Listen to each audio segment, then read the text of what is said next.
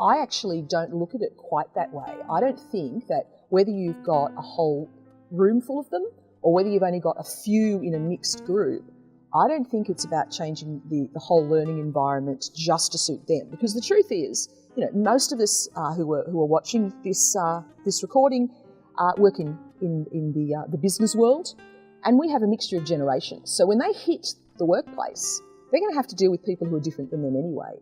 So I think it's that idea of introducing the concept to them in a learning environment to say there are various ways to do this and present it as a way of getting out of their comfort zone.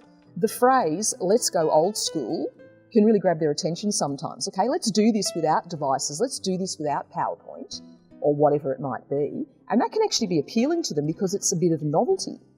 So I like to encourage people to be what I call generational mediators, rather than what I'm hearing a little bit from you is you're a bit of a generational gladiator. Right? So who out in the audience has met generational gladiators? My generation's right and yours is wrong. Right? I like to think of it more as a mediator. Right? So by the mediator I mean that you can see that my generation does things a certain way, but other generations do it differently. How can we help them all to understand each other and use a bit of each of the different styles to help us get the best out of the environment? And I think that if you can get the generations working together so that we're not just saying, well, we're going to do everything because here's what Y and Z want. There's a lot of stereotyping around generations too. Let me put this to you though.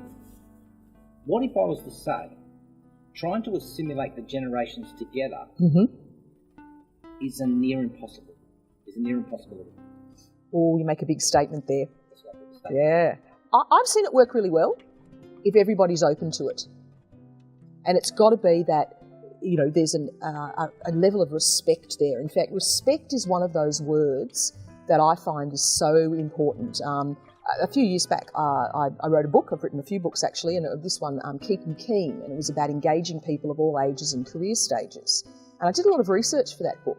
And one of the things that I discovered was that the one thing that every generation has in common, the one thing, is that they all want to be respected.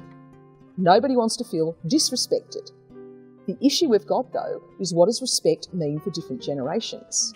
And some research that I found demonstrated that to older generations, and I'm generalising here, of course, but what we might call your builders and baby boomer generation, respect was all about do what I tell you and give my opinion more weight than yours because I'm older.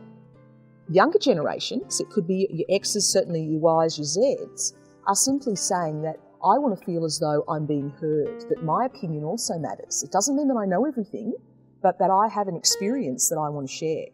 And I find that if everybody in a learning environment can respect each other's differences, just like we do with cultural differences, just like we would have respect for somebody who has a disability of some type, that we would be inclusive of them, why can't we just be inclusive of people who represent these different generational groups?